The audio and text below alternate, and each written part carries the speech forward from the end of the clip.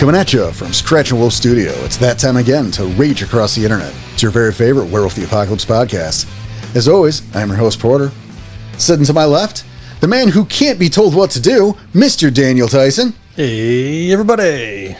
To my right, he's the other guy. It's Mr. Tommy Dixon. Yay, it's the other guy. Yeah, how's it going, gentlemen? It's going. It's going. Welcome back again. Yes, once again, it is time for... Podcast day. It is. It's podcast day. It's good times, recording day. We are... Back on a regular episode. Yes. So I hope you guys enjoyed last week's glimpse. The start of the Let's Play. Yep, the start of the actual play. I hope you guys have enjoyed that. You're intrigued. You're hoping to hear for more. We're looking forward to recording it, which is a fun little time meta thing from last week as well. Or the time before that. Coming at you from the past. Future and the past. Future and the past. Oh, boy. Time's a finicky thing. Oh, got a Schroeder's cat with us here. It's crazy. You know what else we have, though? Who else we have? Well, that is what I was going to do. Yes. I was going to make that transition, This you guy creep. steals everything. I know. You said what else? I'm saying who else?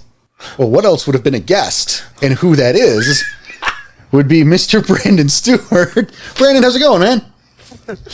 Going good. Appreciate you having me. Oh, it's great to have you back. Welcome back, sir. Good talk. Yeah. Good talk. Well, looking forward to the next appearance. This has been great. Excellent. Yeah. Glad to have you. See, I'm trying to be less long-winded, and sometimes I overcorrect. That's fair. That was quite an overcorrection. All right. Yeah. We'll find the medium. By the time I get to the steak knives, I'll have done this enough to figure out the right balance. You know, it'd be great though is if we actually get steak knives by the time we get to 10, and then Grant can just like die of jealousy. That's the goal. Like he's Beautiful. Suck it, Grant. Oh, I've seen his new mustache. I'm the one that's going to die of jealousy. that's gonna wind him up on a list. But I think that's why he grew it, isn't it? hey. We love you, Grant. Well, you know what's great is he's not gonna hear this for like another month. I know. Right? That's true. So this will be a joke we have long forgotten about, and then one day he's going to log on to Discord and go, "Hey, what the hell you did?" Yeah, I'm going to get a message a couple months from now. What the hell? And have no idea what he's talking about. And it's going to be so much better. Yep. Perfect. Probably apologize for something else he's not aware of on Reflect. Yeah, just be very non-committal with what you say. Very, very unspecific. What am I sorry for now? No, pretend that you know, because it implies that there's not multiple things. Oh, okay. It's just the one. And this, you guys can use this for your wives too. When you're getting yelled thanks. at and you don't know why, just apologize for the one thing, because if you hint around about what it is, she now knows you've done more than one thing, and she's going to go digging. I have no comment right now. No, you're all welcome. It's okay. See, not every podcast will throw in life advice, but it's free with the show. Right? That's why you guys are good folks. Rage across a better path. Love it. This went back to the Rage Across Life Choices. That's a spin-off series. Coming next year. Oh no, don't do that. So yes, Weaponized Ink's own Mr. Brandon Steward, welcome back. It is great to have you Like back in Grant, studio. but twangier. That is true. We got There new is intro. 50% more twang. 50% more twang. See, that's how you market the episode. That's the title now. Oh wow. Now with 50% more twang. Gurahl. 50% more twang. I was gonna go bear down for Fera, with 50% more twang. 50% more twang. and then I thought fat dog, which is a very specific reference that I think Brandon got, and that's amazing. Did you get it? Because I didn't. He laughed. I didn't get it. All right. We'll discuss afterward, I guess. No, I'll give it now because fuck it, this is this show. I'm talking about the title. Oh no! Oh yeah. No, it's a community reference where they were having a dance, like a pre-midterm dance, and so the theme was bear down for midterm. So they had all these bears, But you found out they got the idea because in the news recently, a bear had like crashed a little girl's party in the park and killed a bunch of kids. So they had to change it, but they had all the decorations. Oh. So they changed it to Fat Dog for midterms and made all the bears look like fat dogs. I'm trying to remember And the tried episode. to pretend that Fat Dog was an old slang saying for take it easy and relax. And just tried to convince everyone of it. I'm remembering the episode now. Yeah. Beautiful. Right. See how Indeed. strikingly specific that no one was ever going to get that, and no now I one- just yeah. wasted 30 seconds of everyone's time on it. Love it. Fat Dog it, everybody. It's Again, fine. though, there's a couple of people out there right now that are really happy and feel seen. Well, see, I think it went the other way, though. I think they felt that way, and then I started to explain it, and then they got mad because I explained it. Now you've let people into the special club. Now it's not special. Exactly. the- That's exactly it. They're part of the community. Oh, Fuck you. Well, those people that are upset need to just fat dog it. that's right. And that's the show. Fat Dog for Fera. With 50% more twang. That's right. Oh, give me time. We can get that percentile up before the show's over. See, I might start adopting one just by accident. I can't promise. I lived in Arkansas for a bit. Mm-hmm. I noticed it was very specific, but every time I went to a drive-through, I would accidentally give my level best to Bill Clinton. I'd pull up to The sad Sonic and thing be is like, can I have a number 2 with no onions or mustard? And what I need on that, I need a Diet Coke with that. And it just would happen naturally. Naturally. The sad thing is this is not even my final form, because as bad as mine is, no one in my household really has at least to my ear, a prominent accent. But when I get around other people that do, I unconsciously match. So if I step outside the house, I basically become a sapient banjo. It's terrible. Beautiful. See, I'm not the only one who does it. No, I was see? going to say, I noticed. I couldn't help myself, and I People do can it. force Well, it see, now the goal is, since the accent is viral, you just have to have me on enough times that even when I'm not here, you just start the podcast. Howdy, y'all. Oh, I could do that now. Oh, please don't. Please don't. Well, no, you Scrap have to, it all. You have to do it. You have to do it without meaning to, because World of Darkness, personal horror. They need that 5 seconds of silence on the podcast when you realize what you've done, but it's too late. I love this. Oh, and I was worried about today. Nah, not worried. So before we get started, Yeah, oh my before God, we we're get started. still, we're not even. Yes, of course, we want to thank you for coming back on the show. As far as us though, it's good for us to be back, because again, this is only, this is our 3rd week back, but only our 2nd normal show. So this is still, full disclosure, this is our 1st session, recording session. So it's we're still getting those kinks out, which is nice. We're having fun with it though. Yeah, I was going to say, we're having fun, so it still feels good. Right. And, Rage across the internet, having fun with kinks. damn. Wow. That's excellent. Well done. Well done. This is the high level James Joyce shit that I bring to the program. I love it. See, this is why we need to have you on more often. Exactly. You fit in perfect. I've always, yeah. Like he immediately knows the score. I love it. But since we are back, that means that once again you can back us, help. We appreciate the support. Yeah, the donors. Obviously, those donations had been paused during our hiatus, and that's big. It's back on again.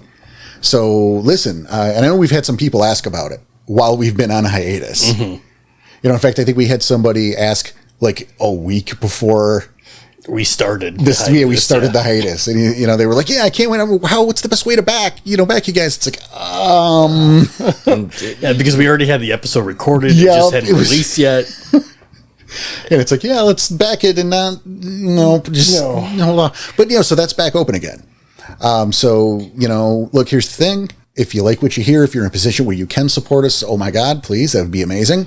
You can do that on our Ko-Fi, ko-fi.com/rageacrosstheinternet. We have several tiers, and we have rewards that we thank you for being a part of that community to support us, keep us ad free, keep us going. Store's still gone. Yeah. Sorry, that's not going to change anytime soon. I do miss the weird shit we used to have on there though. I mean, there was a Rage Across the Internet shower curtain. That was a possibility. Nobody bought it though. Well, I didn't make it officially. Oh, I was going to order one for me. Now I'm going to look at my normal shower curtain that's perfectly functional, but be all ungrateful. Now I'm going to do that. We can make some stuff happen on this live. I mean, in front of the show, we can probably make that happen. Oh, what did you get, Grant? Steak knives? Look at my shower curtain. I remember at one point someone talked about how mad their wife would be if, they ordered all this Rage Across the Internet household shit. And I'm like, well, we do have a blanket and pillow, so when you're on the couch, you can rest in style. That might have even been Grant. It might have been. Full comforter set, yeah. Yeah, it existed. It was there, yeah. Like, there's that Sherpa fleece blanket right over Which is there. awesome. Right? That's a one of a kind, though. That's a different story, but yeah. Right. Hell, the sneakers. Mm-hmm. Those exist in the world. There are Rage Across the Internet sneakers. This is not relevant to anything at all. Well, because we don't have a store anymore. Yeah, right. I'm just saying, it was like I missed the weird shit we had on there. It was a lot of fun designing that stuff, if nothing else. And some people bought them. Rage Across the onesie. That's out there. Anyway, enough about us shilling our stuff. Brandon, tell us a bit about what you've been working on. All right. Our most recent release for Werewolf the Savage Age was Tribe Book Corax Ray Packs, which, like all of our Savage Age stuff, you can get at storytellersvault.com. And this delves into not only the Corax, but sort of the missing link between them and the Macaulay. It's our Wereraptors book, and you get to take a look at kind of how we got from the Corax of ancient times to how they are now. And I mean, Wereraptors, how much more of a pitch do you need? Well, actually, that's a question I have. I mean, obviously, that's going to be a show at some point. Oh, yeah. But let's jump the line for a second here, if I may. How do we do that transition? I mean, if I'm playing Savage Age, I can't play a Corax, right? Like, there isn't a Were-Raven for me to play. Well, see, that's why we're here to help. Yeah, all right. This is why I'm asking. I'm about to be surprised, maybe. Well, not only do you have Corax Ray Packs for that, our next release that's due is the Savage Age Player's Guide is coming, and not only is that going to have a ton of tools for, putting your game together, just what a game might look like, and giving you GM resources, which I'm a big proponent of. It also delves into what the other established Fera are up to that maybe you haven't gotten to see a whole lot of yet. The Rokea, the Macaulay, the Anasi. Well, the Player's Guide, that's definitely... Oh, sorry, go ahead. Oh, I was going to say, that's officially our favorite Fera. So if I get fired, are you guys hiring? No, but no. It's adorable that you think we get paid. Yeah, I was gonna say hiring is a. I could use some sneakers, but no, we've the Player's Guide is in development. Shouldn't be too much longer on that, and it is absolutely full of stuff. And next in the pipeline, it's a ways off, but we have something coming called Tribe Book Tal Omen, and that's going to be Were Hyenodons. These are basically Gaia's first attempt at mammalian carnivores, and in terms of their niche, they're kind of precursors to what the Bastet and the Garu would become. And like many Fera in Werewolf the Apocalypse, if you like hubris, they have some. So I think folks will really enjoy that, and Paul is there's some really cool art coming. Oh, well, Paul, and to be clear, this is Paul Way, I would say artist extraordinaire, who has done all the artwork for the Savage Age, or at least the vast majority. There might be a few pieces I don't know that he hasn't done. Yeah, we've had some guest pieces in places, but by and large, he is the Savage Age artist. All of our covers are his doing, and he consistently and periodically, every idea I've ever had, his picture was better. well, his art is amazing, and it's also noteworthy that, of course, Paul did the artwork for us, for our individual characters that you see pop up throughout Facebook and some of our various. If it's not the logo, that man is not our talented logo, with a yeah. pencil. yeah. And while this is not something that is officially in development, I will continue to push that one day we will get the Paul Way Savage Age art book, and if I have my druthers, it will be called Way of the Savage Age. But That's actually Genius. that's perfect. Awesome. Cut and print, Yeah. perfect. 10 out of 10. It's kind of genius. there are much more serious and thematic titles Nope. that have been kicked around that are Nope. probably Rejected. better, but yeah. See. I'll tell you what. You gotta If give it's the people called what they anything want. else, we are going to tell people not to buy it. Wow. Ouch. There it is. I will spread terrible rumors about this book if it's not called Way of the Savage Age. It's going to come out, and we're going to show for it because it's Savage Age, and it's what we do. And they're like, but you guys said. No, I'm going to be like, Art of the Savage Age came out and it gave me malaria. Start getting all kinds of weird reviews like, yeah, I think this line's pretty cool, but I heard they like kick old ladies downstairs, and that's kind of weird. Yeah, apparently the ink was made out of puppy's blood. So if you like murdering puppies, buy this book. That's a review. Look, we got you print on demand the only way we could, okay? No. That is not currently a thing. We but if it partnered ever with a is, local you'll Chinese know. restaurant. We got free lunch. If that is ever, if that is ever a thing, I promise we'll let you know. The print on demand, the puppy's blood. That's I don't feel the need to advertise that, We will. and we appreciate you. So now, is there anything else that you maybe not Savage Age related that you happen to be working on? I ask like I don't already know Yes, the answer. but last thing before I get to what I specifically am working on, Weaponized Ink, we also have our own original IP. It's not a World of Darkness game. It's called Hammer and Stake. It was successfully kickstarted last year, and you can get the primer book, which is fully playable. It's called The Workers Primer over at DriveThruRPG, and it is a alternate history game set in 1930s Hungary, where you are revolutionaries fighting against a fascist Dracula regime. And once again, Paul has contributed art to that. The books are absolutely gorgeous. So if you're curious about what we're up to outside of the World of Darkness, go to DriveThruRPG and give Hammer and Stake a look. Yeah, it's been a long time since we talked about that. Yeah. We had Chris on and broke that Kickstarter last year. I remember, yeah. I think that was the last time we talked about that though. So oops. Probably. Oops. Well, It was the Kickstarter, and Yeah. they made what they wanted, if not Oh yeah, you guys more. kicked ass on that Kickstarter. There's a lot of kicking. Yeah. Yeah, no, they made a Yeah, ton no, of it was- the Kickstarter. no, it did very well. Yeah, their goal was way past. And we were happy to help with that. Absolutely Yeah. happy to help. And we very much appreciate it, and we're grateful to everybody that backed, that spread the word. We were just so thrilled with how much enthusiasm there was for the project, and I'm excited for where that one's gonna go in the future. I was a little disappointed in it, but it was my fault. Hey, what? Well, Hammer and Stack, it was the wrong kind. I was expecting the other kind of steak. Oh, I thought it came with dinner, and it does not. That's fair. That's fair.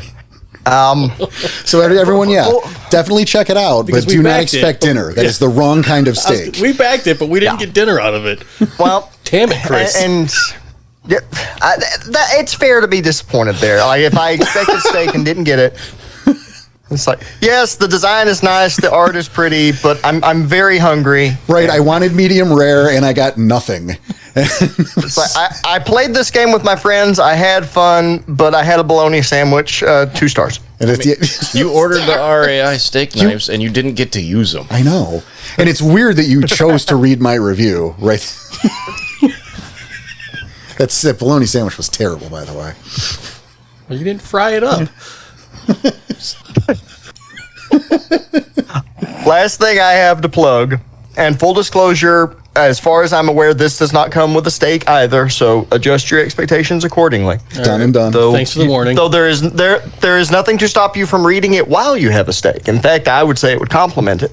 But good to know. This is going to be up for pre-order soon. I'm finally able to talk about it. I had the pleasure of working with the author Joe Nassis on the 3rd volume of the Hellstalkers series. I got to co-write that with him. And Hellstalkers is essentially if G.I. Joe and Doom did the fusion dance. That's not the official marketing line, but that's the one I'm using. We'll find out how they feel about that later. But the premise is that after the activation of the Large Hadron Collider, it's caused tears in the fabric of reality to sporadically open all across the world. And you have this team of international specialists that basically trot the globe and protect the Earth from these extra-dimensional demonic threats. And it's a really fun series, and it was a ton of fun getting to work on the 3rd volume. So I'm really looking forward to this coming out. You'll be able to find it on Amazon and at josephnasis.com. And also, you can find me over at Brandon M. Stewart on Twitter, Brandon Stewart on Facebook, and anything I'm up to, I will absolutely let folks know, in between pictures of my cat and my ferret, which are, free with the book. The pictures are free with the book. Of the cat and ferret. Do they come in an album, or is it like a... Well, no, but they sandwich the posts. So you kind of have to get through them to get to them. Keeps the rest of the post lively. The cute kitten photos are the bait. I see. Oh, he's bait and switching. I'm a very honest man, apart from, the fact that we put out a book called 101 Savage Kinfolk that had way more than 101 kinfolk in it. But other than that, you can trust us. You rounded. It's fine. Yeah, it's close enough. Rounded. Well, one of the nice things about, while we would all very, very much love to be able to give folks physical Savage Age copies, one of the advantages of being, operating in the digital space is we can make these books as big as we want. So a lot of times the editing process can be, hey, what if we gave them more? I mean, you can't argue with that. Yeah, I was going to say it's hard to argue. Which, really kind of ties into the story of something we're going to be talking about at the end of the episode, but we'll get to that. Yes, we will. I mean, and speaking of, we should probably... Get to an episode? Right. I thought this was an episode. I guess. We want to be topical. A little bit. And that topic today is the girl. So back to a Fera. Yeah, we have returned to the Fera series, which is not a surprise to you guys if you listened to the last episode. Before the play. Right, yeah, it was last episode. Yeah, we're going to have to find the distinction there. Well, it'll take us months. It's fine. Yeah. Or read the title of this one. So that would also probably... Well, again, depending on what the title is. I was about to say, your title might confuse them. You never know. Well, Just bear with us. It took Danny a while. I was just trying not to. Yeah, we're just all deciding how we wanted to react to Just that. fat dog down and let's get this done. Got it. Okay. So the Werebears. Yes. Owners of the picnic baskets? Well, no, I see what you're trying to do, but he stole them. Yeah. He was a dirty thief. Dirty thief. So you're very much giving the Gurahl perspective on these guys, or the Garu perspective on these guys. I see. Always blaming the Bears. Oh, see, it's funny you say that. Yeah. It's kind of the theme of the show. Well, with this Fera series, we tend to focus on, or we're focusing on the breed books from second edition. Mm-hmm. And a fun thing, and it's not just second edition, let's be honest. Right. But a fun little through line with these Fera is it's all and only the Garu's fault. Mm-hmm.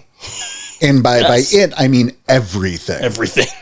Like the time that it rained and you didn't want it to. Fucking red talons. Just stub your toe.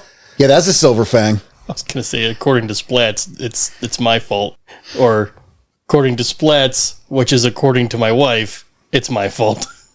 Everywhere else in the world of darkness, they always love to remind you, well, at the end of the day, the real driving forces and the real monsters are humans. And in all the tribe books, it's like, nope. No, it's wolves. It's the the Garu did it. Garu. Yeah, it's all their fault. Always and only. Yeah. I mean, they had a lake, or they had something to stand on with this, though, considering they were hounded almost to the brink of extinction.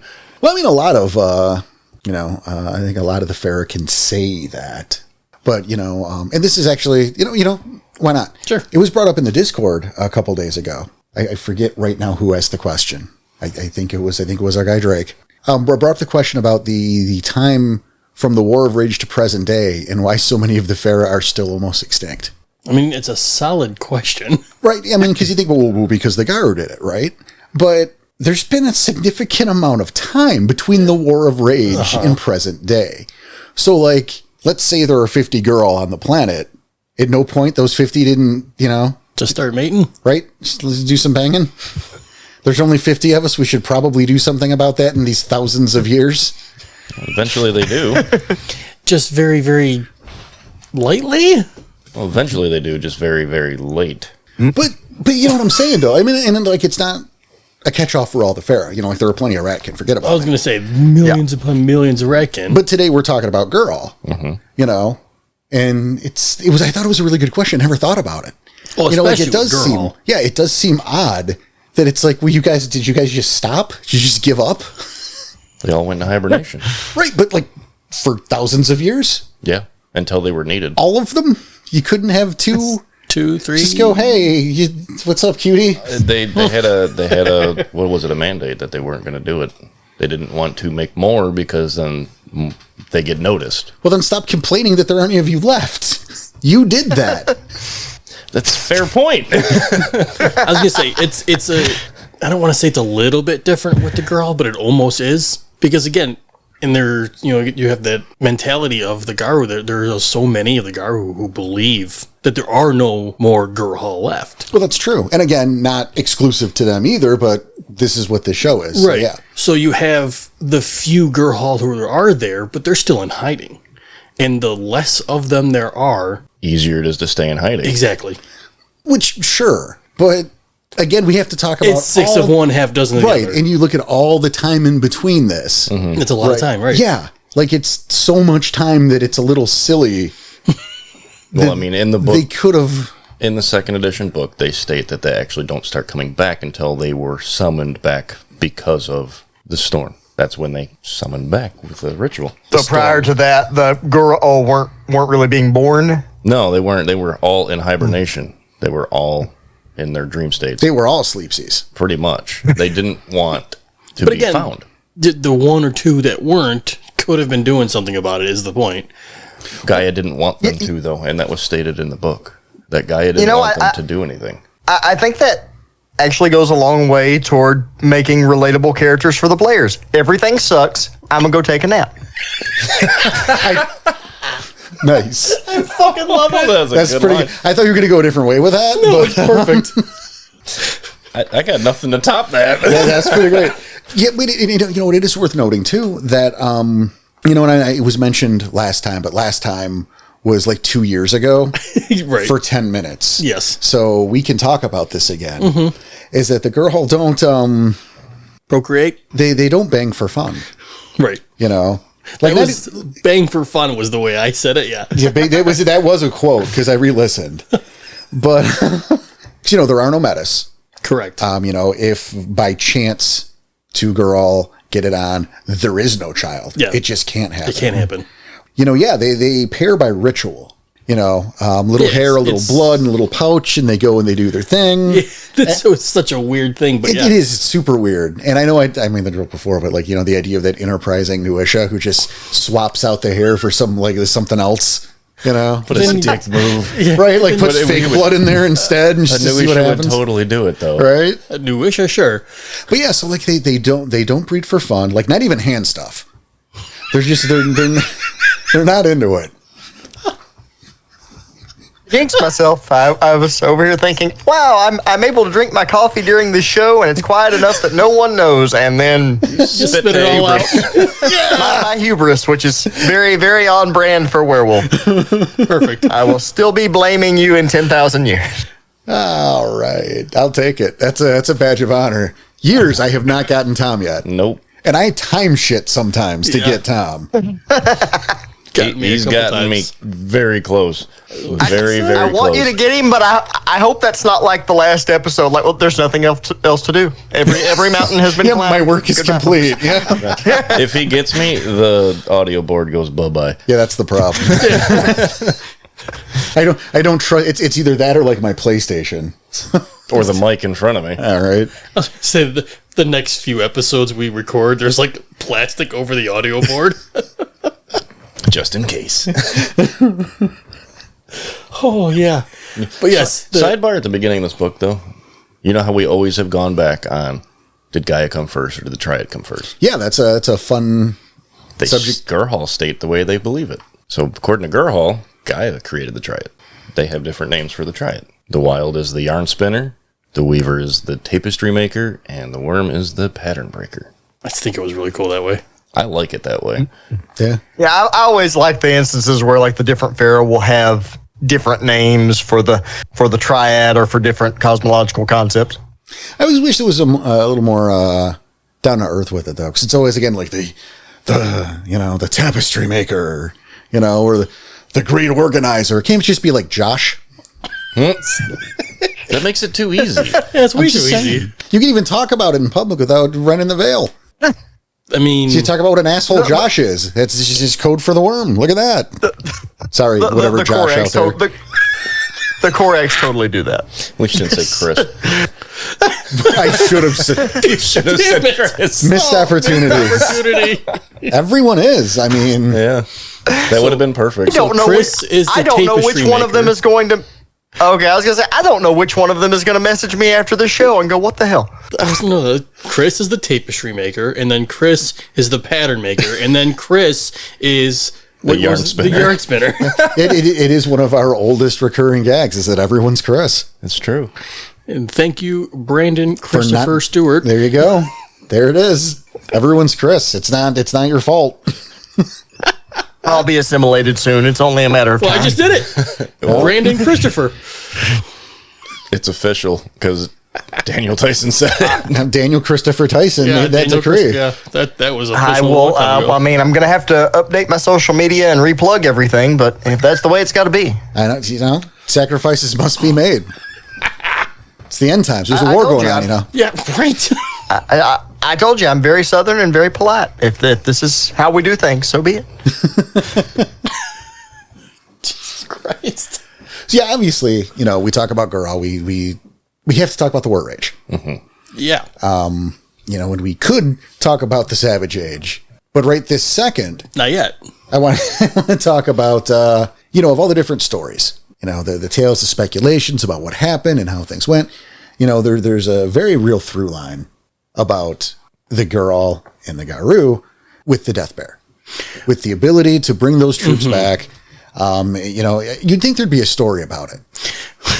Like a tale of the Garou. It seems like that should be a story. I think it may have been mentioned once or twice. I don't know. I mean, if I would just, if I'm just going to make something up, Oh, I would tell a story about, someone, in the Death Bear. Maybe a name like like Kreger Wormfoe. Just top of my head, just making just top of something your head. up. Yeah. Got it. No, I got it. It's a good call. Yeah. I would make that story, Kreger Wormfoe and the Death Bear. I think that would be a neat story to tell a version of how things kicked off. Which it's weird they didn't. I don't know, but They didn't. it's crazy. Jeez. But no, the idea is there's that through line that is the jumping off point. You could say, some say it's the thing that started it. It was the only thing, but that's kind of bullshit.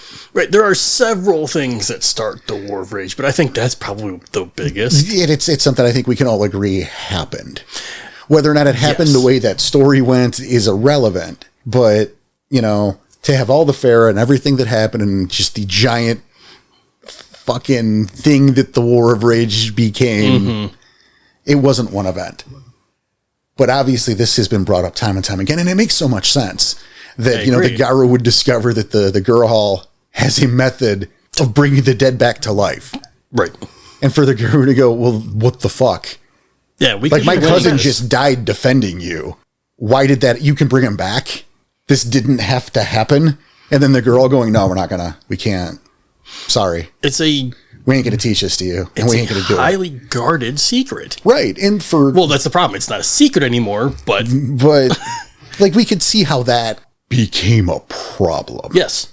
And I love seeing it because, again, we do things through the Garu's perspective. well, as we should, because it's And then a game we're- about Garu. Right. But then we're talking about Gurahl today, and we're doing it, and now we have both sides of that coin. Right. Which one is the right side? Well, and that's the thing, is that both have a point, I think. I agree, yes. You know, So wait, finding out their secret, was that like their Yava? Because they almost died. oh, why not? And why not? Go that far. Sorry. You know, but I mean, I think it's either the idea, you know, you could make it so we never lose another person in war. Yeah, I'd be a little pissed to find out that they could have done that too. Mm-hmm. But also, obviously, it's not that simple. And the Gar didn't realize that, and to have such an impulsive and hot-tempered just species in general, Well, you know, conflicting with, again, the more reserved and wise, you know, Gurahl, who know that this should be used sparingly and we're screwing with life and death. Then also, it's not that easy. it takes Oh, a God, lot not at out all. of them. Not to mention, it's also, you know, a little pet cemetery-y. It's dangerous. Yeah. Like, I mean, they come back. They don't come back like normal. It's not like, oh, it was a nice nap. It's like there was maggots in my brain, and now, like, Yeah. the worm licked all my teeth like I went to the dentist office. And the longer they wait to break Oh in. my God. Just laughing at And it's kind of there's that wonderful irony embedded in of, you know, you have to teach us this. No, we're only going to bring back Gurahl. Oh, well, then we're going to kill you. Oh, is that Right. a problem? What's the thing too? It all depending on too was the length of time that soul, I guess you want to call it, was gone before they brought it back to life. It was a dangerous thing. Well, there's a chance it could be Bane. Yep. There's a chance you can't find the soul that originated in that body, and it's Bane possessed now because you brought something to it. Yeah, the opening comic was pretty cool though. It showed a reason why it's not just used all the time. It was the opening comic. It was a cool comic actually, because not all the comics I enjoy, but this one I did. Yeah. But yeah, they brought back their friend Amos. Was the name I It's think. somewhere around there. It was too much of a length of time in between, and Amos wasn't Amos anymore, and so they had to take down Amos again, or whatever the case was. It's like, oh, there's a reason why we don't do it just because. I wouldn't want to mess with a Bane possessed Gurahl. No, thanks. No, that's a hard pass. Yeah. And, you know, if one doesn't have the book, I mean, you can get it at the Storyteller's Vault. There's an affiliate link on our website, rageacrosstheinternet.com. Dacam. So you could go there and get a copy of the book. That's also what you can use to go find your Savage Age products. But, you know, if for some reason you didn't have that or want another example, again, I point to the Pet Sematary movies, especially the second one, if for no other reason that it features the incomparable Clancy Brown, who is a total badass in all walks of life. Yes. Okay, I want more attention on Clancy Brown. fair. Both the first one and the remake are both better than the second one, but they don't have Clancy Brown in it.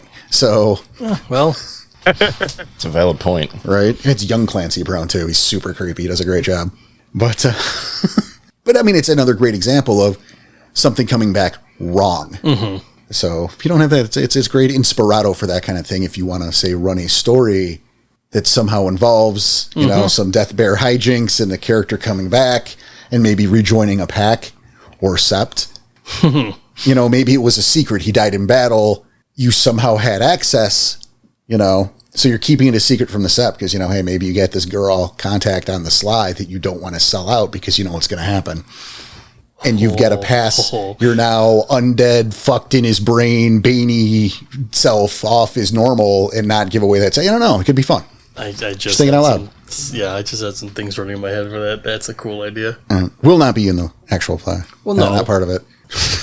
Don't look forward to that. You're not going to. I don't know. What do you think about that, Brandon? I'm first off, I'm a big fan of the Pet Sematary movies, and so that comparison makes me really happy. Also, the second one terrified me as a kid so much. Yeah, I can see that. Yeah. The never get out of bed again scene. As a little kid, that one screwed with me. But anyhow, that's honestly my favorite part of the Gurahl is the whole angle with the death bear and just how, one, horrific that can be, but also it lends itself really well to, just if you want to do games with lots of Fera or tribal politics, because like you said, both ends kind of have a point on that. It's very easy to vilify the Garou, and the books do. Quite effectively. They take a lot of shit in their own game, huh? They really do. Yeah.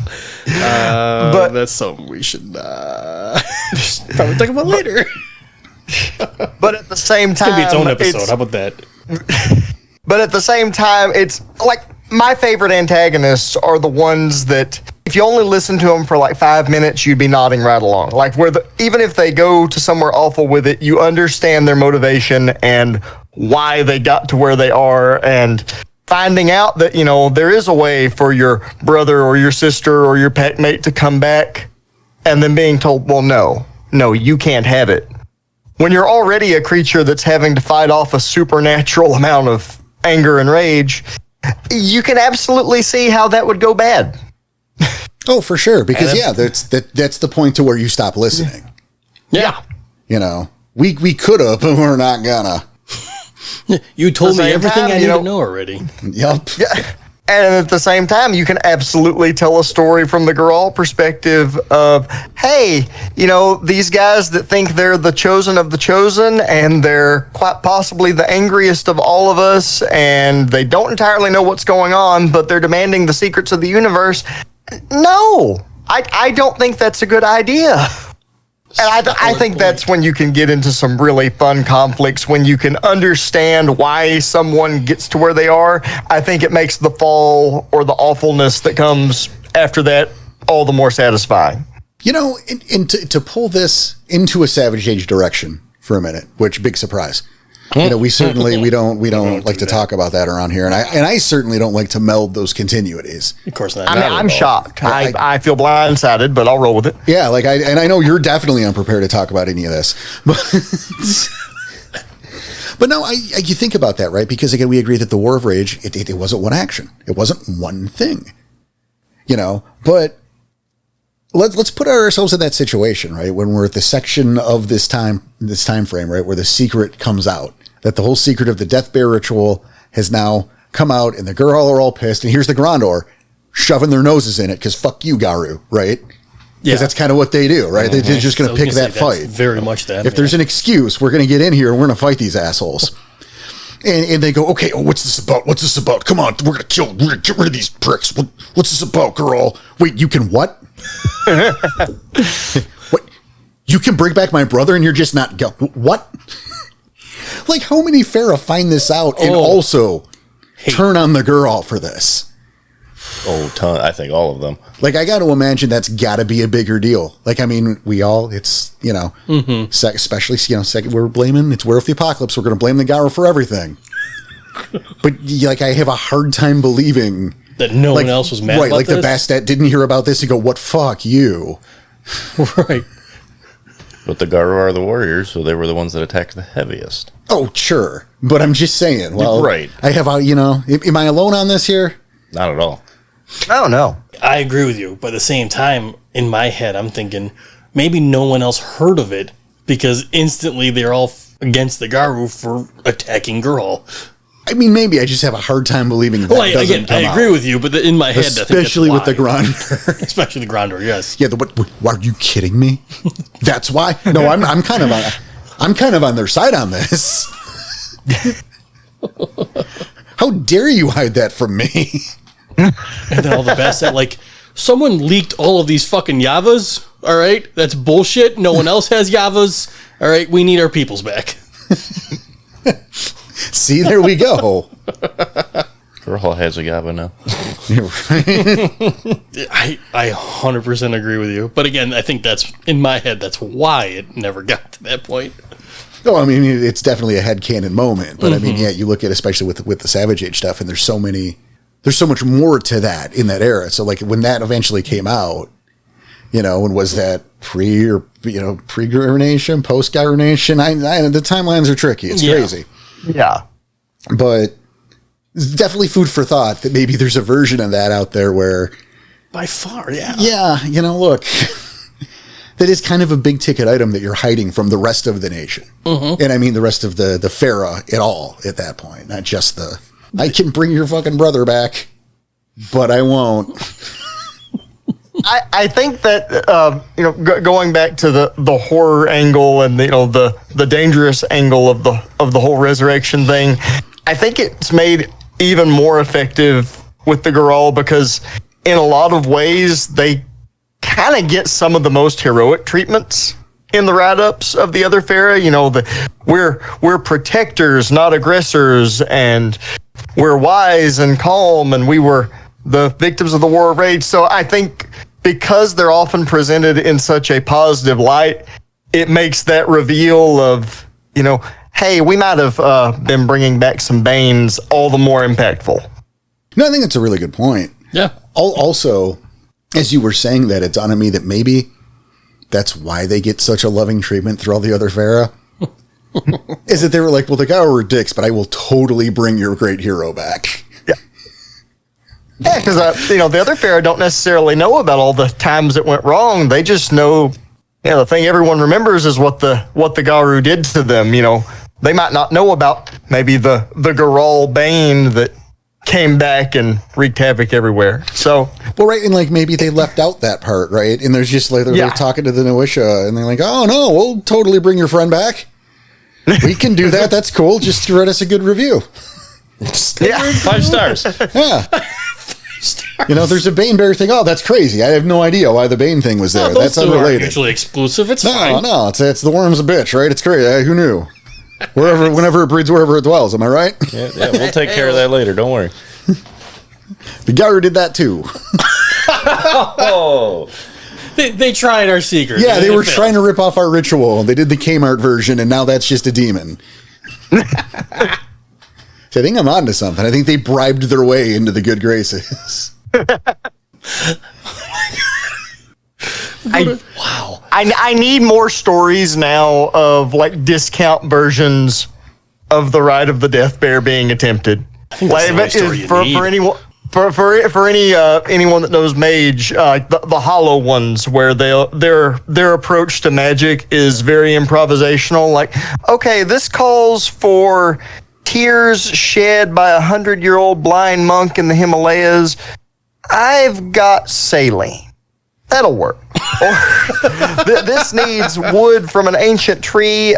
Here's a toothpick. We can bullshit it. I think you could get all kinds of just awful abominations, maybe even literal abominations from, what happens when someone doesn't know how to do the ritual and they try it anyway? Like you're pulling a hamster out of a hat instead? Yeah, it's the Army of Darkness here. Klaatu, Barada. Yeah. I said the words. Wow. Maybe I didn't say every single tiny little syllable, but basically I said them, yeah, ritual went fine. He's alive, isn't he? It's crazy. The body moves. Yeah, what more do you want? Yeah, what more do you want? Body It's moves. fine. It's fine. Look at him go. Look at he's eating our friend. You know. No, I will say, what, on like a more serious note, that's actually a pretty awesome idea. Is to wrap a story around finding some ancient rite that you think, like your players think is like this, but in truth was just a ham-fisted attempt to copy the Death Bear ritual that didn't work. And so now they think they've got this secret and they try to enact it, and then what fresh hell breaks loose? It's all your fault. Like, I think there's some meat to play with there. There's some meat. This is dead meat. There's meat you play with there.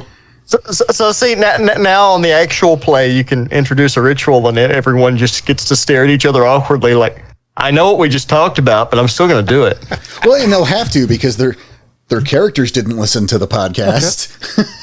That's how the Eater of Souls came back. So you're just building tension. It's a good thing. I'm just irritating them because now they know what they're going to walk into, but they can't do anything about it because the characters don't know. They roll successfully and get sad. Like, just pull it off. You're just forced to walk into this trap because there's no reason your characters wouldn't. You're able to gather all the ingredients. Oh. everyone watching us being like, why are they so upset? They're rolling high. Like, I dropped that one. Oh, your friend picks it up. No. I step on it. Please leave it there. Can I spend willpower to remove successes? I wonder. I'm sure you could. Golden rule it. Like, yeah, nope. Last week's episode was like kind of surreal. I don't know what was going on there. Oh boy. Back to the girl for a sec. Yeah, for a sec. Just a second. So after War Rage, obviously these guys fucked off and hibernated. It was their way of escaping. They didn't reemerge until the Stormbringer came. That's a long damn time. Yes. Because that's yeah, there's so much time in between that, though. And like that seems like... And they even specifically state that in the book that they almost reemerged when the Eater of Souls became present, so the Croatan didn't have to sacrifice themselves. Gaia told them not to. Wow, Gaia's a dick. Because they were dreaming, and obviously they were meeting each other's in their dreams, and they were like, should we help? And Gaia specifically said no. It's not the time for you to be back yet. Interesting. Yeah, like Brandon said, does it say why? It didn't say why. Of course not, right? Just said it wasn't time. That's so like from a practical Garu, that's so irritating. A little bit. And like, you know what? It's the Garu's fault that the Storm Eater's here. They can take care of it. It's how it sounds. So straight from the book, it was when the Croatans sacrificed themselves to contain the Eater of Souls, the Gurahl felt the loss of the Croatan and its brood. This stirred many in their slumber, asking each other in dreams if they should awake to resurrect the fallen spirits. But Gaia said to them, it is not the time. Now that's some interesting wording. But before I go back to that, I want to talk about they were able to communicate in dreams. Mm-hmm. So that's something I think Merritt's talking about a little bit. Sure. Yeah. I mean, I know there's the Gurahl hibernation, which again can, as we've learned, can go until they feel like it. Yeah, I want to say indefinitely, but like, who's got time to? I mean, most of them see the skill cap on that. When the War Rage happened, most of them actually stripped their flesh and went to the Umbra. It said that in the book. Most stripped their flesh, but some stayed. But when they stayed, they hibernated. Mm-hmm. Which is crazy because now, if they're in the Umbra, did they lose their physical form? Strip their flesh. Strip their flesh. That's done, right? Then they can gain it back. Maybe. I might have skipped that part if I could. Mm-hmm. No, I don't. I can't imagine that would be the case. I mean, that would be the first time that I recall hearing about, but the fact that, they do have the ability to hibernate for decades, perhaps centuries, and then the ability to interact in dreams, like this connected dream network, that's interesting. I think that's relevant, or, It's a nice contrast to the rest of how they're presented, because a lot of it is, they're loners and they sleep a lot and they hang out in their caves, and then you find out, they've been talking the whole time. Mm-hmm. Right. Yeah, it's also, you have your Gurahl network. Yeah, your Gurahl network. Go ahead, Brandon. I was going to say, how terrifying must it have been for like that first Garu that saw a werebear when they first came back? Because like for basically all of your recorded history, these have not been a thing, and then all of a sudden, there's a 12-foot tall bear, and then no one believes you. Right. Well, based on how that encounter goes, there might not be anything left to tell about. I mean, in my opinion, there's a horror story right there, because if anyone believes you, the first person that does, the records they're going to have is, wait a minute, you mean the guys that could defy death that the legends say we committed genocide on? Well, that's not good. Yeah, right. That's yeah. I agree. It's like it's 6 of one, half dozen of the other.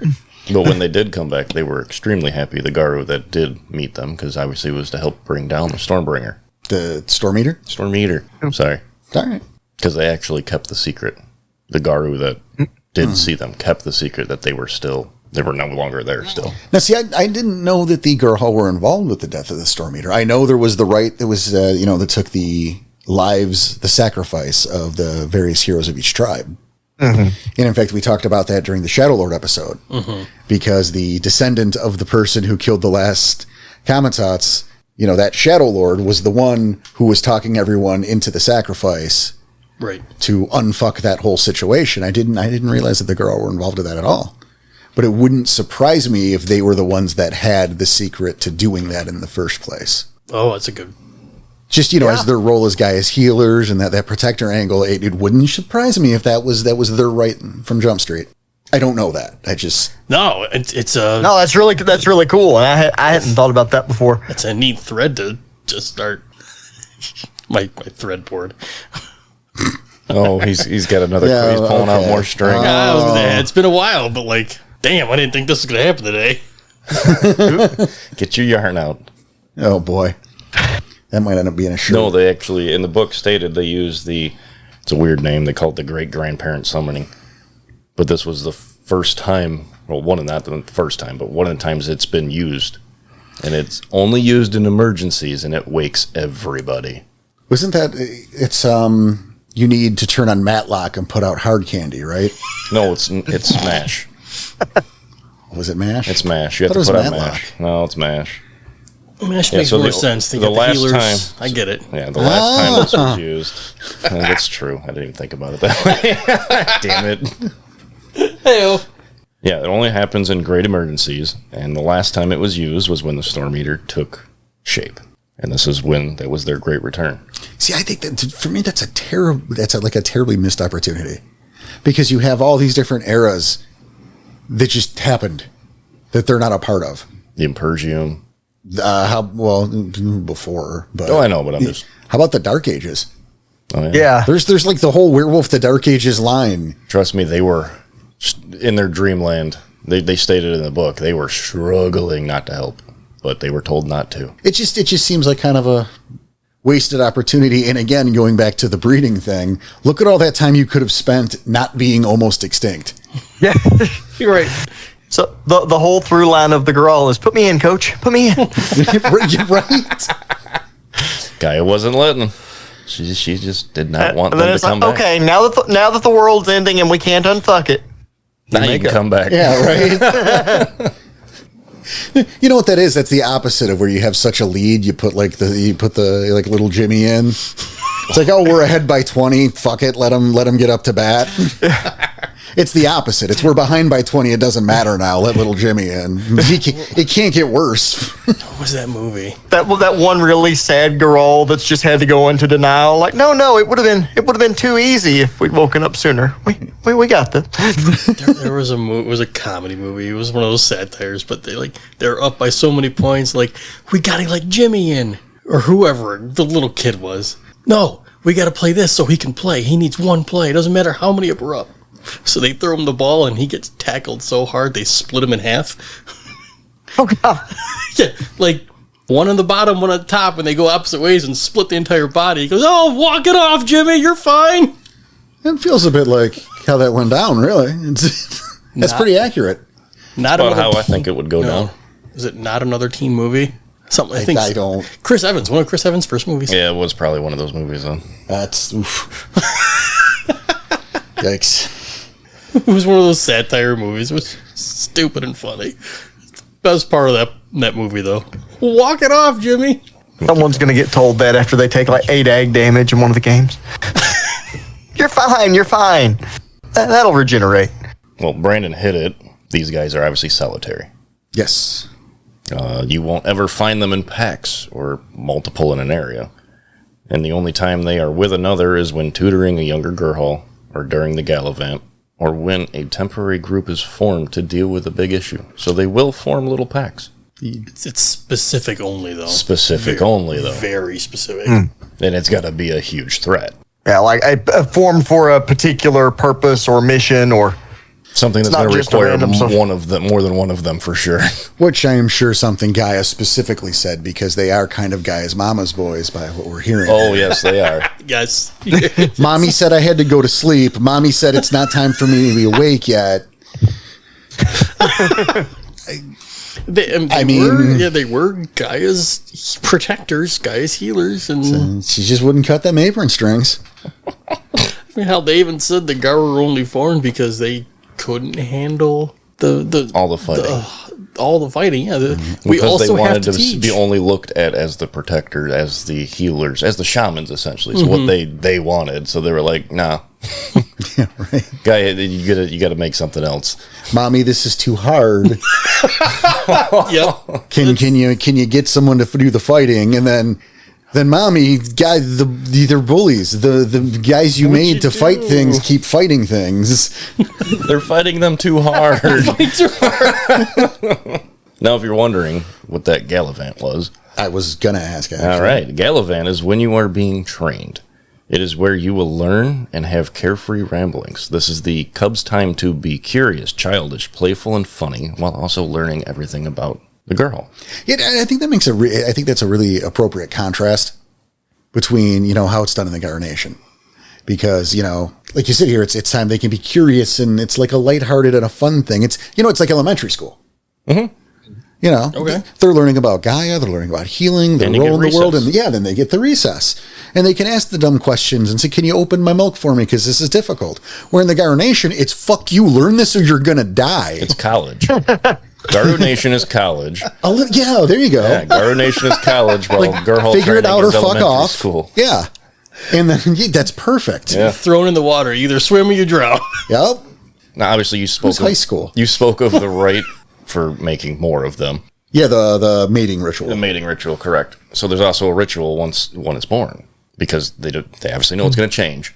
Mm-hmm. So there's another ritual to make the Buryan, which is going to be the Gurhal that's going to train that cub when he changes. Oh, they assign that. They assign it. And the That's Buryan smart. is actually in English or whatever translation, it's the giver of stories. It's the direct translation. No, that's definitely cool. And again, I think that's something that's uniquely not uniquely suited, but I'd include maybe the Korax and the Noisha with it. Mm-hmm. But that's not something. Again, it's not something you do with the nation, with the Gyro Nation. Like it sounds like a great idea, right? But it's not like Closet Midnight. You're going to be this kid's steward. It's going to grow up and he's going to breed true, and you're going to be the one to take care of him. Oops, you took a couple of slugs into the eyeball next week. Like there's there's a decent chance that Closet Midnight's going to die in the next week or hour even. It's possible. Always possible. Like he can't make that commitment. I just like that because it's a guaranteed they're going to get training. And I think it's super cool. Not only that, when they do their first change, it doesn't matter where that Buryan is. They start visiting them in their dreams, and they go on their journey. Their first journey to go find their Buryan is through dreams. He tells you basically where to go, and after that, you just follow your instincts, and that's like their first. That's like the rite of passage, essentially. Go find your mentor. Yeah, I really like how that comes together. Like I said, but I can see why that won't work with the Gyro Nation, because like the girl have the luxury of just fucking off and sleeping in a cave for 30 years, Or more. right? To where if a Garu lives until 30, that's a miracle. That's true. They live till they're 25. It's even a miracle, Right? almost. Like, people don't talk about it very often. And like we have examples, right? Like Mother Larissa, who is 100 diggity years old. Yeah.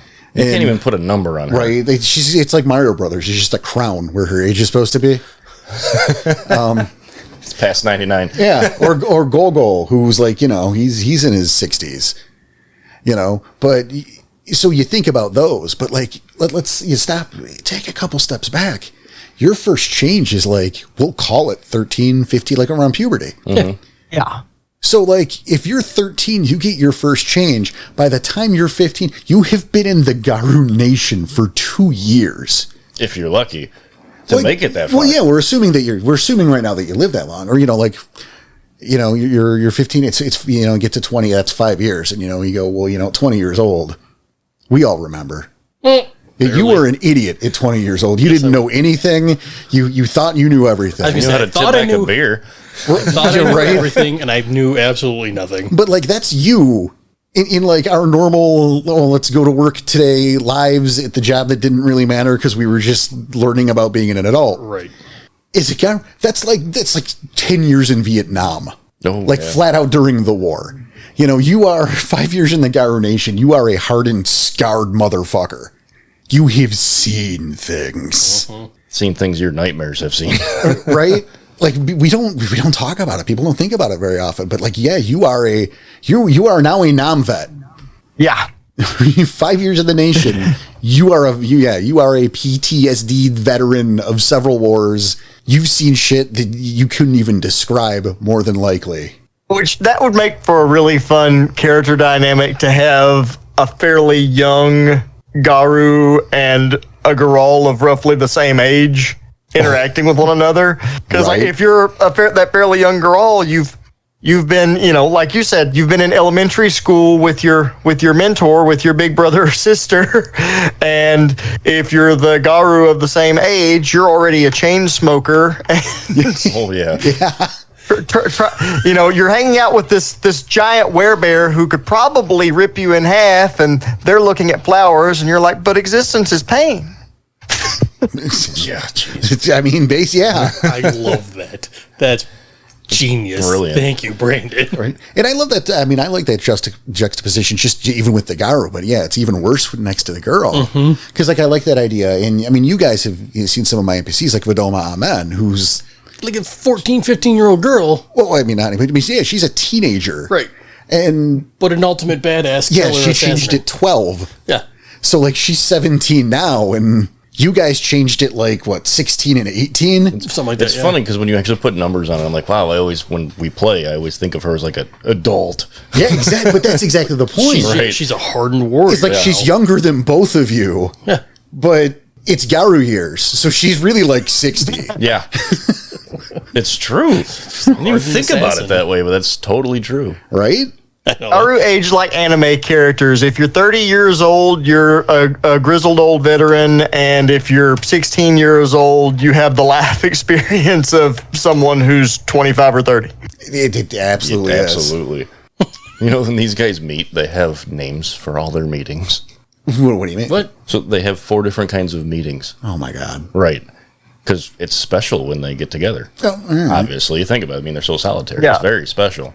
They have the fest. It's when a handful of Gurahl meet at a specific place and time to pass along news, teach each other about other people's walks of life. Obviously, if you go meet another Gurahl in a different land, they're going to have a different walk of life than what you were brought up near New York or something. So changing of the stories, like the Silver Record edition, but for bears. Pretty much. And It's like the honey record. And obviously they would meet the honey record. Jeez. Well, and here's the other one. Honey is pot. They would meet for festival like a different events thing. like the salmon run. Nice. No, it was in the book. Like they would meet for festival like events like the salmon run. Okay. Where they would show off new gifts or any kind of new specialties they have and obviously feast on salmon. Of course. Then they have the regalia, which is their tribal gatherings. And now these are formal affairs with ritual and ceremonies attached to everything. Everything, like even from just speaking to one another. It's got to be formal. It's got to be ritualistic. All of it. This is where your black and white suit and tie or tux.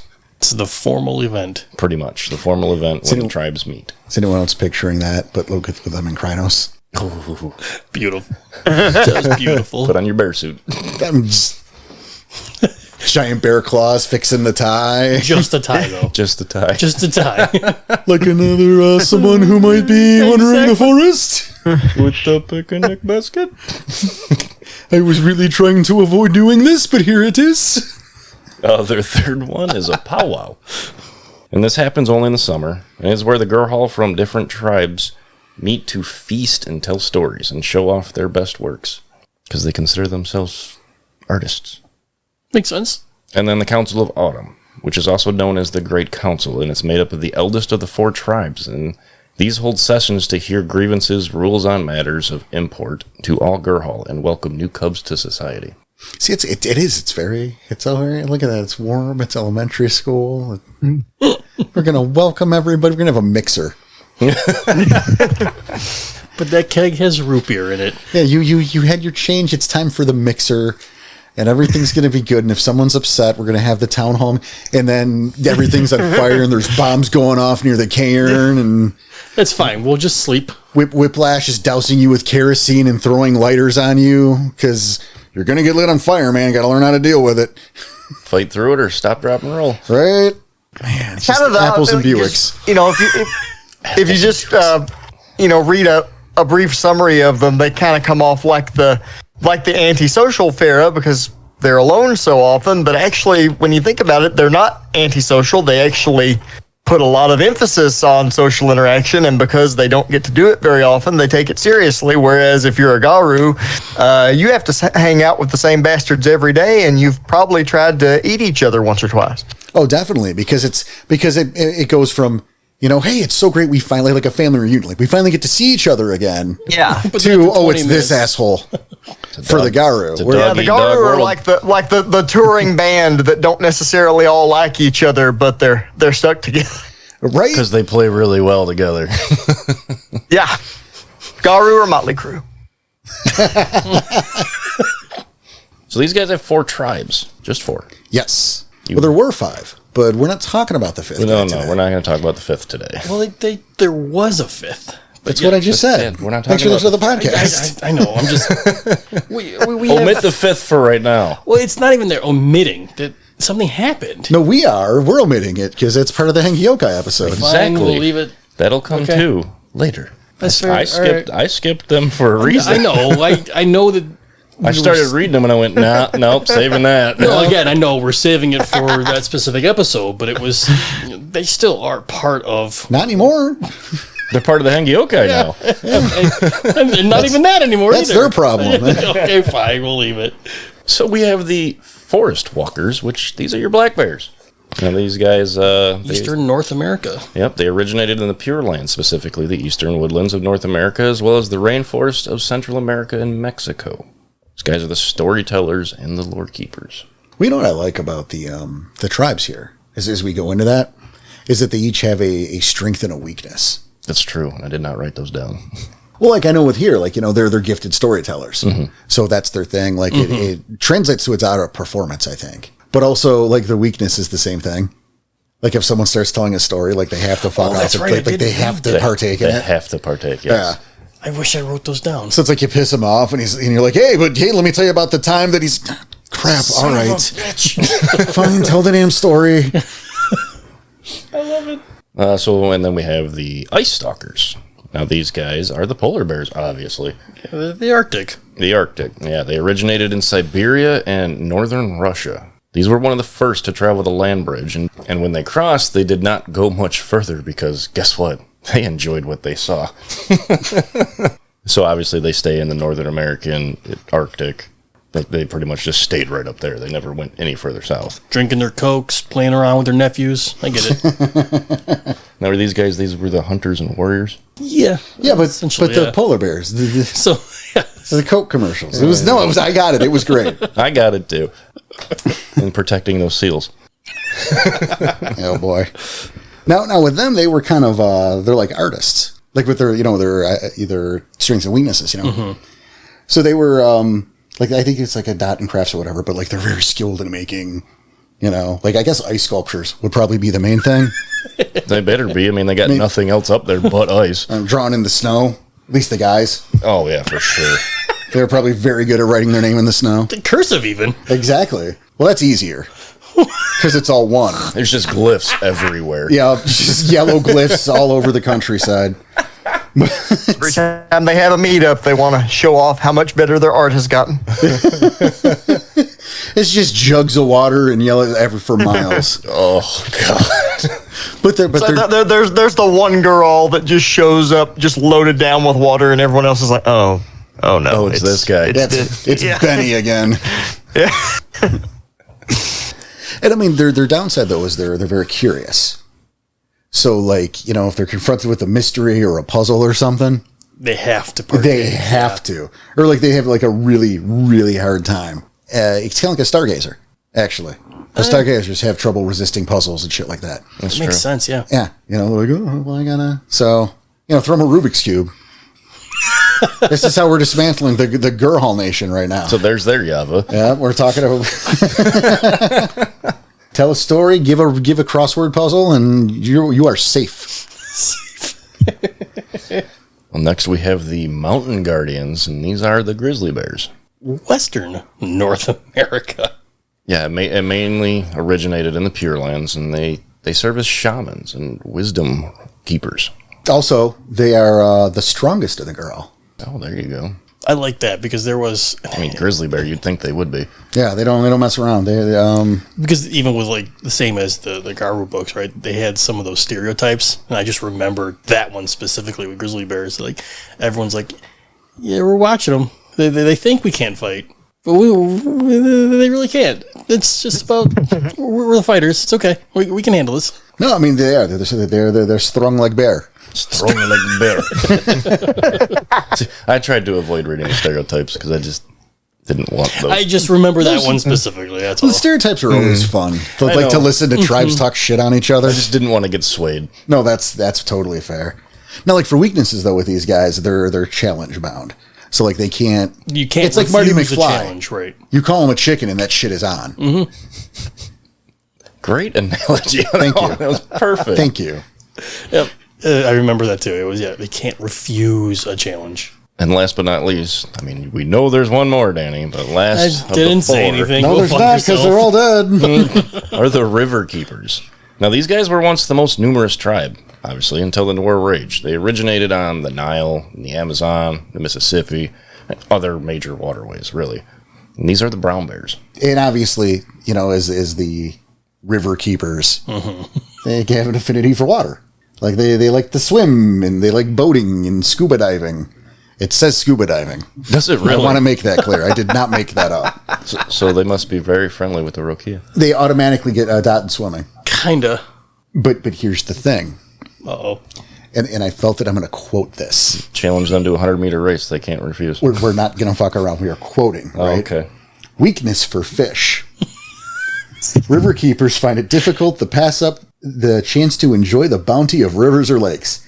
Even seafood restaurants exercise a compelling attraction for these Gurahl, occasionally distracting them from more important matters. What was the name of the in the old Rescue Rangers cartoon? The mouse that whenever there was cheese, he would Monterey just Jack. go into.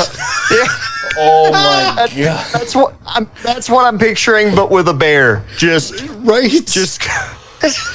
You want to stop them? Drive by a Long John Silver's. Oh, don't trying to even think of the stop name. because you'll jump out of the fucking car. I was trying to think of the name of the chain fast food place. Damn it. That's how you do it. I had to quote it. Oh, that one was That's perfect. hilarious. Like there's no way you would have believed seafood restaurant had I not did the whole quote. Oh, you can eat fish and chips. Oh, shit. Right? I'm just seeing like a Nuisha running from a Gurahl and then just like throwing a fish at them to get away. Oh, I got it better. As he pulls a bunch of those imitation crab sticks from like his bag or his pocket or something, he just starts flinging them in random directions. He just made me mad. It's imitation crab. Oh, fish It's sticks like the then. really Fuck silly it. version of stopping a vampire with grains of rice. You just start throwing fish. Yeah. Or just run them by a freaking fast food joint that serves fish. No, just line of Pentex, line of fish just leading up to like the box with the stick trap. Ooh, piece of candy. Ooh, piece of candy. Got him. Perfect. That's the other. Oh, Oh, Jesus. that's perfect. All right, we got a little heavy and serious there, folks. We'll get back to the lighthearted stuff in a minute. You kidding me? Awesome. All the other stuff. This is the lighthearted stuff. The book stuff is kind of. Oh, I don't know Danny how to can't transition. do it. Danny can't do it. No, Danny's he's boss. going to transition to auspices now. No, not even that. Just the forms. Oh, there we go. Again, because we have the different names of forms. Yeah, it's not and bad. no, it's not. But I enjoyed it because Krynos is still their war form. They have 5 forms still? Yes, equivalent to Lupus was the bear or Ursus. Equivalent to the Hispo. Just a bigger bear. Yeah, much bigger bear. Bjornen. More bear. More bear. That's what they should have named it. More bear. And then you have Should've been Fat Krynos, Dog. and then you have the Glabro version, the Arthren. I might even be saying these wrong.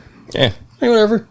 And then again, Sounds you good still to me. have and you still have Hamid. I feel like this was important because I think you're still sore that we didn't let you say them last time. Oh, yeah. I forgot about that. Because I did re-listen, and He got to say it this time. you got to see. Okay, you got it. There it is. Okay, get to write it down again. That's fine. What do you mean you pulled out your old notes? Shut up. Fuck you. I'm just amazed you had them. I have 14 other fucking notebooks. You were on probation, sir. He asked for that to be lifted. Yeah, I texted him, I'm like, I need you to lift that because all my notebooks were here. Mail them back. He can carry them out. I'm going to this time, yeah. Good. Maybe you might get a hernia. I mean, there's a lot of books. I mean, the Gurahl do have auspices. But something interesting about those is that they don't keep them. Like, I mean, it's an auspice equivalent. Like a bounce between them? Yeah. That's cool. Like I didn't understand that a whole lot. Because you still have new moon, crescent moon, half moon, and gibbous moon, and full moon. And you still had the names for them, but I didn't understand, I guess, probably didn't read enough of it to understand, but... Well, yeah, it's not the same exactly, but, you know, it's Luna's blessing, and, you know, they each have a different role, you know, so it's very similar, but it's that, you know, for the Garu, it's the phase you were born in, obviously. Right. And that's it. The Gurahl, they live so long. They experience all of the auspices as they grow and develop. So, like, they go through different phases in their lives.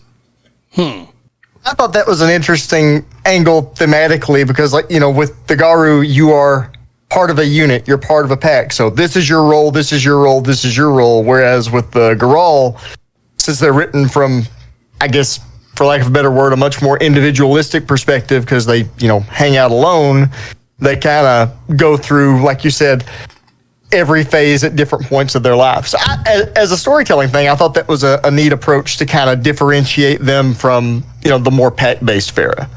Well, I agree. And if you look at it from a broader lens, right, from an individual, personal standpoint, you know, you aren't the same person today that you were when you were 15. Right. Or 21 or 25. And I was stupid all 3 of those times, yes. Don't set me up for jokes that you don't want me to tell. People will think we're picking on you Right? when you invited this it. is how this happens. is you I say already- things yeah, no, and I you put already bows did on that. it and you hand it to me and you go, "Happy birthday, Porter. Take this fucking piece of cake and enjoy it." And I'm going to touch that piece of cake and everyone's going to go, "You're mean to Danny. You're mean to Danny who did this on purpose." I have fully admitted that last time. I am taking no responsibility. It's fine. See, exactly. You should take responsibility. Fine. I am taking 100% responsibility then. You line that shit up and expect us not to. But So it just You Yeah, gave the Gurahl fish and you expect them not to go for it. right. So say they passed one of those auspices, can they go back to it? Like they did that auspice and they moved on to the next one. Can they go back to that one if they had something of need and they need to be in that auspice for it? That is a really good question. Oh, okay. I didn't know if it was in the book or not. I don't think there's anything about them revisiting the same one. I could be mistaken. I think it's always a different one. Yeah, I believe. Yeah, I think so. I again, I'm not sure either, but I believe like it goes clockwise. Okay. Like you can't go back. It just back. goes forward. Clock only goes forward. All Right. But then you could pass the clock and go around again. That's called death. There. Because the clock here is a But, you know- metaphor for a lifespan. But they can Well, come you know, back. they have an answer for that too. Yeah, but That's say, true. see, they can come back. But now, see, here's the question: Does that reset it? does it become a bizarro auspice? Ooh, yeah. Because Like instead of like it's the time exactly like in time for the warrior, you know. But now you're a total coward. You suck. Ooh, I like that. So it's like the Metis version. You can say bizarro world because there's some badass metas. That's true. Also, they can't have metas, so that just wouldn't exist. Yeah, it doesn't exist then. Fair. Like remember, not even hand stuff. Yeah, I know. Can't even get past first base. It's either home run or nothing. Yeah, Well, you got to get a ritual just to get the pitch. yeah. The blood in the hair is crazy. You need the tools though. It's true. You need the ball in the Yeah, bat. yeah, you can't hit a home run without a bat. So, Or a ball. you need two. Oh, hey-oh. I mean, I don't think... So you chose to come on this show, I huh? don't think we need to touch the litany. We can just move to Broken Brother. I mean, yeah, it's the litany. Yeah, they have their own version, and it's It's their version. yeah, pretty- just elementary school litany. yeah, Yeah. no talking. It's not like the don't new bring a issue knife. one, which was crazy and funny. It's No, it literally is. It's cherish the cubs, protect the land, heal the sick, nurture the needy, teach the supplicant, breed wisely, breed wisely, cleanse the tainted, guard the secrets, rights of the elder, remember your history, punish the guilty, and avenge wrongful slaying. They're all very, very similar. Well, not even similar, but like self-explanatory. Yeah. I'm just going to be honest. I had wished instead of breed wisely, you said nothing below the waist. I should have. Oh, missed opportunity. Right. Well, that was the part where I told you I would cleanse the taint. Yeah. No. Yeah. Cleanse the taint. Oh, we're 13. Yes, it's hilarious. So, That's Gurahl. I mean, yeah, it's just the girl. But we wanted to talk more about something else here too, and we thought, hey, since Brandon's with us, he wrote the thing literally, a little book called Broken Brother. And so let me ask you, Brandon, why are we talking about this right now? What's going to be really fun is, if it because I don't know what you guys think of this book, and if it turns out that you don't like it, I don't have anyone to pass the buck to. So this will be a fun surprise for me. Well, see, Broken. Go ahead. I was going to see the fun part is we intentionally did not read it to give you the spotlight. Chill here. Yeah. But now you're on our Discord, so we can definitely read it and let you know. No, we thumbed it and made the decision that it would be better to give you the spotlight. So, the story behind Broken Brother is it's about me naively pitching Chris a 16-page book that would be done in a month. And, as you'll remember, hubris is a recurring theme in Werewolf the Apocalypse. Broken Brother is what we have termed an epic jumpstart. Jumpstarts, for anyone not familiar, they are traditionally mini books, 7 to 12 pages that will have plot hooks, sample characters, basically just a toy box, a thing of assorted tools for you to jumpstart your chronicle. Yeah, so it's essentially... Oh, no, you're good. Go ahead. All right. Yeah, so it's not a book game per se, but it is the tools that you need to actually put a chronicle together, which in my mind is better. Was great. The NPCs were written very well. Oh yeah, I exaggerated, but I'm not reading it. We're gonna learn. Yeah.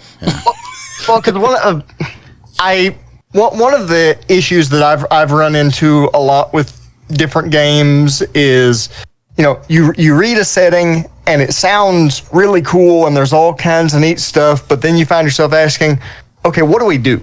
What does an adventure actually look like in practice? So the goal of this was to be a really affordable book that can basically answer those questions for you and give you some ideas of, what a Savage Age plot might be. What are some things that you can do for an adventure in the Pleistocene era? And it's got sample characters, plot hooks. We include some fetishes and gifts. And the premise is it's centered around a particular Gurahl, the titular Broken Brother.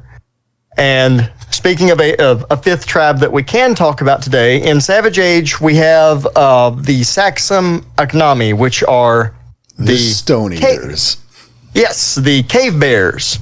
The best ones.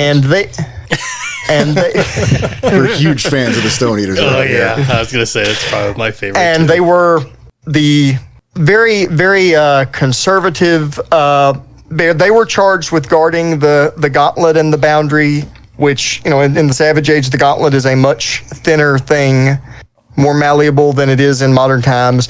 And they were a much more hardline and conservative and oftentimes aggressive and active branch of Werebears, and they actually wind up joining the Gurahl Nation. Well, every plot hook in Broken Brother is related to the central premise that the Broken Brother, whose originally his name is He Who Sleeps by Water, he's basically he is a Gurahl war hero. He is this legendary figure who has he did not join the Gurahl Nation, and he's been fighting against them and trying to actually unite and protect the Gurahl peoples from the aggression during the War of Rage, and ultimately he dies. he's killed, and well, the revolution, for lack of a better term, gets canceled. Their figurehead. Somebody threw a fish at him. Spoiler. Somebody threw a fish at him, I'm telling you. They found the Appa. Well, so he winds up getting killed, and we give, I don't like to do too many definitives. I like to give, people options for how they want to interpret events or play things. So we give some different options for exactly what happened, but it is very heavily suggested that the Garou offered some sort of parlay with him and then ultimately betrayed him and jumped him to cut the head off the snake. So the jumpstart picks up with his best friend, who we call Restless Sloth, has decided we need our hero back. We can't do this without him. He was the glue that held this together, and the wolves are kicking our ass, so I've got to bring him back. We can't do this without him. And going back to what we were talking about at the beginning about, the pet cemetery angle and the dark side of resurrection, he comes back wrong. And we give multiple options for why he might have come back wrong and how that manifests. But ultimately, you wind up with what was once Gurahl Superman now being this terribly twisted, awful creature who has decided that the best way to end the War of Rage is to just absolutely drown Gaia in blood. If we just eliminate all of our enemies and bring death everywhere, then there can't be any more war. And so all of the so you get Lex Luthor. So all of the different plot hooks in Broken Brother center around either confronting him and his forces directly and the Banes and the followers that he's gathered, or dealing with the fallout of this presence being in the world. And one of the things we offer is the game has a sample pack in it. Because, one of the neat things about Savage Age is from the beginning, it's been designed to have mixed packs in it. And so we give you a sample pack that has Gurahl and Gronder and some other Fera in it that have basically all come together in the face of this overarching threat. And we actually we give you the Death Bear totem as the pack totem. So you actually get to play with Mangi the Death Bear directly. So I was glad you brought that up because I thought that was super cool. Mm-hmm. But just the main goal of it is really just to make it as easy as possible for folks to get rolling and start having fun in our setting. Because, for good and bad, there's not a whole lot of market saturation when it comes to, Stone Age settings. If it's modern age or medieval, we have a lot of ideas already embedded of, what kind of stories you can tell there. What does that look like? And wanted to just give folks examples and ideas to get the juices flowing so you can just, hop into our books and, start having fun. Well, which I think is a really important idea. It's something that I have felt pretty strongly about the entire time with the Savage Age it's why I've been waiting for the player's guide. I've been so excited for it because it's a great setting. It's great that we have all these different Fera and the take Weaponized Ink has on that era. The building of the Garou Nation, the how, we talked about it in our very first Savage Age episode. Right. That, way back when, where we had Chris on, with, the fact that you have the Stone Eaters as part of the Garou Nation. That's super cool. It's, but what do you do all day with it? Because it's not a relatable setting. And it's, if you don't have a big background, even if you do, or a big history buff, that maybe what do you do with this? That it's so much we don't fucking know. Yeah, it's not an easy answer. Yeah, it's not super relatable on a day-to-day basis. So having stuff like Broken Brother here to help jumpstart, give you ideas of what the hell to do is super important. And it helps make the setting less intimidating to tackle as a storyteller. Absolutely. And that was more than anything, that was the big goal. It's just a couple of dollars. It's just under 60 pages. The entire reason it is an epic jumpstart is, the project just kind of ballooned, and we realized, well, we can't really call it a jump start now, and so we threw an adjective in front of it and pretended that we planned it that way the whole time. Oh, there you go. But Well, there's also something else to note about Broken Brother is that there is some there's a coupon there in the back of it. There is. I saw that. Yeah. So if you guys out there who are listening and who are curious and who are maybe getting into the Savage Age, This is well worth the money. oh no, absolutely. But then on top of that, now you got a little extra discount for maybe Rapix or the Player's Guide that's coming out. So keep that in mind. it's got some coupons in the back, and also it is available as part of the Build a Chronicle bundle, all available at storytellersvault.com. And we want to make it as easy as easy as possible for folks to hop into our sandbox and tell some cool stories. And we actually, in addition to the sample Fera pack, we actually have I don't know if you wouldn't really call them a pack, but we have an equal number of kinfolk written up. So if you want to go a different direction with it, we give you the tools and some examples to tell non-Fera centric stories. If you want to tell the story of being a kinfolk, in this world of terrifying god beasts and terrifying goings on, we've got you covered there too. And also, while I did write the vast majority of the book, as I mentioned last time you folks had me here, Andy contributed one of the sample character write-ups, and Alicia Howell and Chris did editing, and as always, the very pretty pictures courtesy of Paul Way. Fuck yeah. Some cool pictures in there, I'm just saying. It's one of my favorite ones. It's from Broken Brother. Aside from our stuff. Right. That he did for us. I think the cover of Urkama is probably my favorite Way piece. Oh my God, I love that piece so much. I feel so much better now that Urkama came out, because prior to that one, Broken Brother was my favorite cover, but I felt like, I can't tell anyone that, because obviously he thinks his book is, the best cover, but, and I adore that cover. He did so amazing, and it was so much cooler than how I envisioned it when I pitched it. But man, I love that Urkama cover, and the Corax or Rapax covers up there too. Really like that one. But yeah, I feel less bad about how much I like my own book cover now. Because of how good Urkama was. Yeah. Well, there's no such thing as bad Paul Way art. So there really This is true. Just inflate his ego a smidge more. Yeah, I know, right? My God. Not sponsored, shockingly. Damn it, Paul. Not sponsored by Paul Way. Oh, Jesus. Come on. But I think that's about our time. Brandon, it's great to have you back, man. This has been a so blast. great to be back. We got to have you back talking. again soon, yeah? Absolutely. That sounds wonderful. I always have fun talking to you guys. And again, we really appreciate you and all the, kind words and promotion you've done for us. I'd love to come back on whenever you, need more random references from the 80s and 90s. I'm here. Oh, we could always use those. Oh, yeah. It's always good to have backup on that. So We don't do that. What are you talking about? I don't think we've ever done a reference to anything before today. It's super weird. No. This is a very, very serious. It's like one of those Gurahl get-togethers. It's all very formal.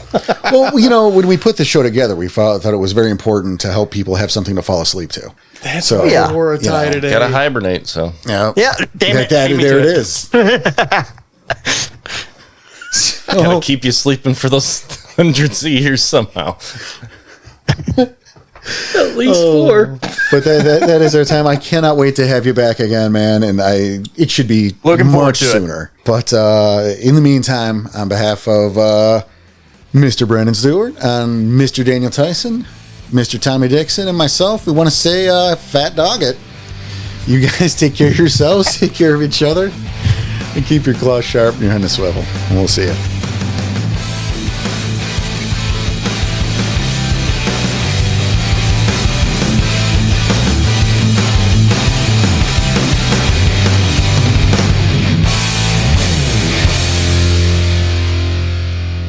Rage across the internet, having fun with kinks.